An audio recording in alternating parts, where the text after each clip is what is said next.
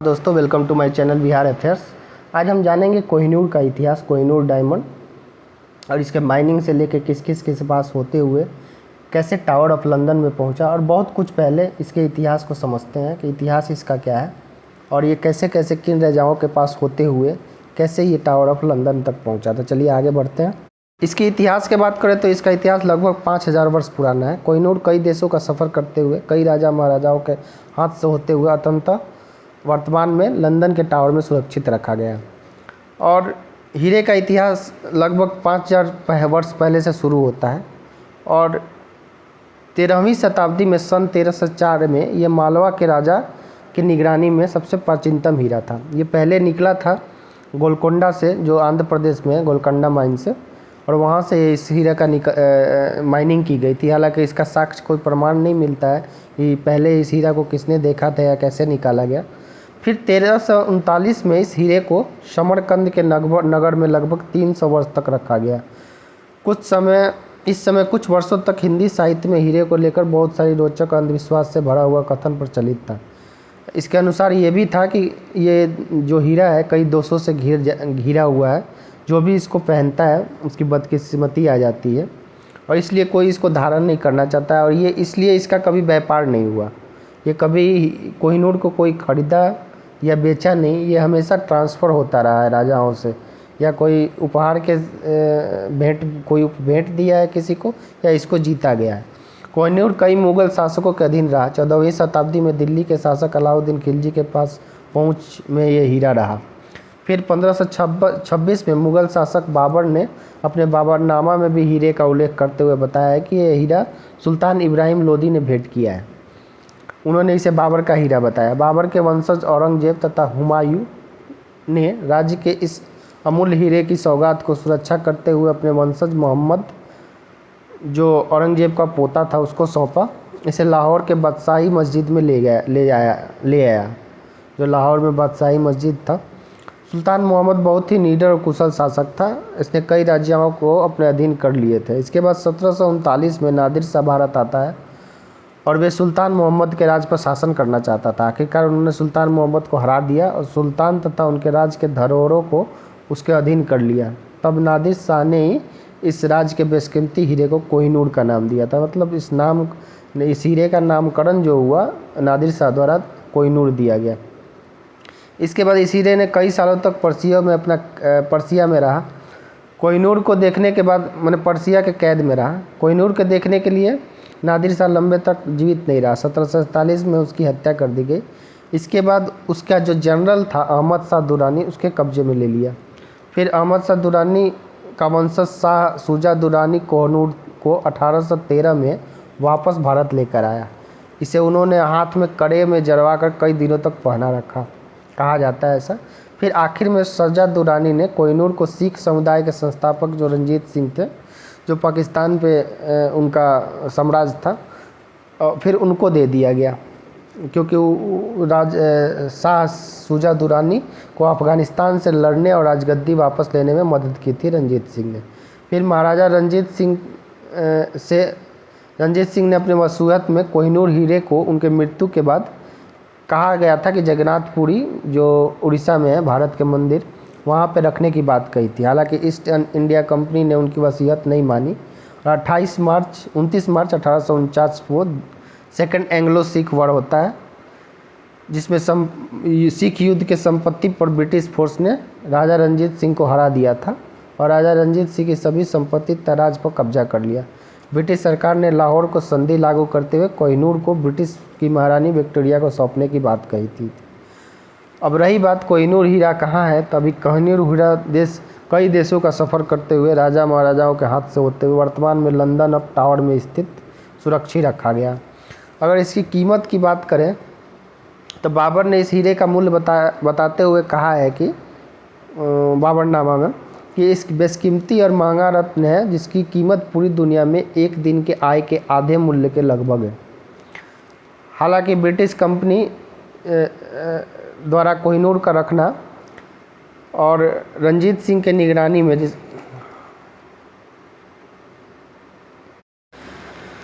फिर महारानी विक्टोरिया के अधीन इस कोहिनूर को क्रिस्टल पैलेस की प्रदर्शनी के लिए रखा गया। इसका उस टाइम इसका वज़न 186 कैरेट था, लेकिन यह प्रकाश का जो इसमें चमक उतनी नहीं थी। तो जो एग्जीबिशन में लोग आए थे उससे बहुत निराश हुए, खासकर जो प्रिंस थे।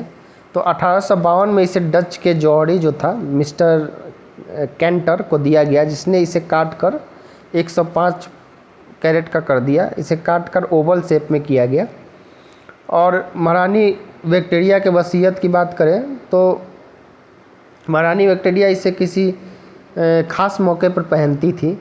उन्होंने अपनी वसीयत में कोहिनूर के उत्तराधिकारी के बारे में लिखा है कि कोहिनूर को केवल महारानियों द्वारा ही पहना जाना चाहिए। अगर किसी समय कोई पुरुष राज्य का शासक बनता है तो उसकी पत्नी को कोहिनूर पहनने का अधिकार होगा।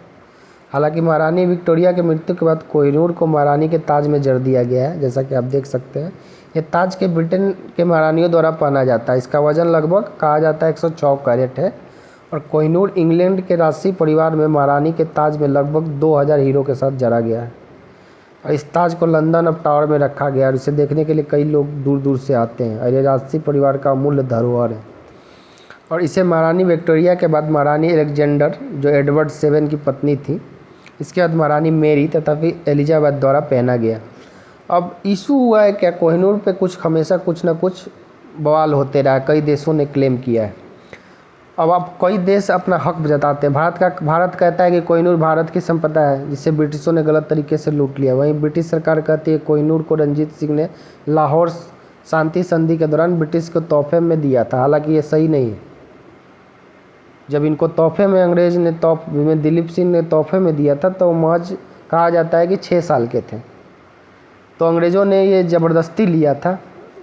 फिर 1947 में भारत की आज़ादी के बाद से ही भारत में कोहिनूर को वापस लेने की कवायद शुरू कर दी गई थी। 1953 में महारानी एलिजाबेथ ने द्वितीय राजतिलक दौरान भी भारत द्वारा कोहिनूर की मांग की गई थी, परंतु हर बार ब्रिटिश सरकार कोहिनूर का ब्रिटिश हक बताकर भारत को सभी दलील खारिज कर देता है। कोहिनूर पर हक के लिए भारत के साथ साथ पाकिस्तान भी सूची में शामिल है। 1976 में पाकिस्तान ने कोहिनूर को अपना हक बताते हुए ब्रिटिश सरकार से कोहिनूर पाकिस्तान को लौटाने की बात कही। इसके जवाब में तत्कालीन ब्रिटिश प्रधानमंत्री जो जेम्स किलेगन थे और तत्कालीन प्रधानमंत्री जुल्फ़िकार अली भट्ट को खत लिखा कि कोहिनूर 1849 में लाहौर को शांति संधि के तहत महाराजा रंजीत सिंह ने ब्रिटिश सरकार को दिया है और इसलिए ब्रिटिश महारानी कोहिनूर को पाकिस्तान नहीं सौंप सकती है। इसके बाद सन 2000 की बात करें तो कई बार भारतीय सदन में कोहिनूर पर भारतीय दावा करते हुए ब्रिटिश सरकार पर आरोप लगाया कि कोहिनूर ब्रिटिश सरकार ने अनैतिक रूप से प्राप्त किया है। भारत के साथ साथ तालिबान के विदेशी मुद्दों के प्रवक्ता जो फैज़ अहमद फैज़ ने कहा है कि कोहिनूर अफ़गानिस्तान की संपत्ति, क्योंकि कुछ दिन कोहिनूर अफ़गानिस्तान में भी रहा था और इससे जल्द से जल्द अफ़गानिस्तान को सौंपा जाना चाहिए। उन्होंने कहा कि इतिहास बताता है कि कोहिनूर अफ़गानिस्तान से भारत गया और फिर भारत से ब्रिटेन, इसलिए अफ़गानिस्तान कोहिनूर का प्रबल दावेदार है। और कोहिनूर को लौटाने के जवाब में जुलाई 2010 में ब्रिटेन के तत्कालीन प्रधानमंत्री डेविड कैमरून ने कहा कि अगर ब्रिटिश सरकार प्रत्येक देश के दावे को सही मानते हुए अमूल्य रत्न और वस्तुएं लौटाती है तो कुछ ही समय में ब्रिटिश संग्रहालय अमूल्य धरोहर से खाली हो जाएगा। फरवरी 2013 में भारतीय दौरे पर उन्होंने कोहिनूर को लौटाने से साफ इनकार कर दिया था और ये सच्चाई भी है। अगर ब्रिटिश म्यूजियम की बात करें तो पूरे वर्ल्ड से जितने बहुमूल्य और बेशकीमती जो चीज़ें लूटी गई है अंग्रेज़ों के द्वारा वही रखा गया है। अगर ब्रिटिश लौटाने लगे और हर चीज़ म्यूजियम से तो सच में म्यूजियम खाली हो जाएगा। हाँ, ये अपने देश के शशि थरूर ने ब्रिटिश में जाके ये बात भी कही थी कुछ दिन पहले। हाल ही में अप्रैल 2016 में भारत की ओर से ब्रिटेन पर कोहिनूर लौटाने की याचिका दायर की गई। इस पर भारतीय संस्कृति मंत्री जो महेश वर्मा थे उन्हें कोहिनूर के मुद्दे को जल्द से जल्द हल किया जाएगा। कोहिनूर को लेकर भारत के कुछ लोगों का मानना है कि कोहिनूर को भारत सरकार ने ही ब्रिटिश राज यूके को तोहफा के स्वरूप में भेंट किया गया है। हालांकि सुप्रीम कोर्ट में कोहिनूर पर याचिका के दौरान भारतीय वकील ने कहा कि ब्रिटिश सरकार ने रंजीत सिंह को ज़बरदस्ती कोहिनूर नहीं छीना है, बल्कि रंजीत सिंह ने स्वेच्छा से युद्ध के मुआवजे के तौर पर ब्रिटिश सरकार को कोहिनूर भेंट किया था। अब ये सब मुद्दा है पूरा कोहिनूर का, जो आपको मैंने बताया कैसे गोलकोंडा फोर्ट से निकलते हुए ये काकतीय साम्राज्य से होते हुए फिर नादिर शाह, फिर अफ़गानिस्तान जाता है, फिर कैसे इंडिया आता है, फिर सब होते हुए रंजीत सिंह के पास पहुंचता है, फिर ये अभी British of London London tower of London में रखा गया। अगर आप देखना चाहते हैं तो आप वहाँ ब्रिटिश म्यूजियम में इसको देख सकते हैं। तो ये था पूरा कोहिनूर का इतिहास। अगर आपको ये इन्फॉर्मेशन अच्छी लगी हो तो please subscribe my channel for more update. आप please like share and comment. Thank you.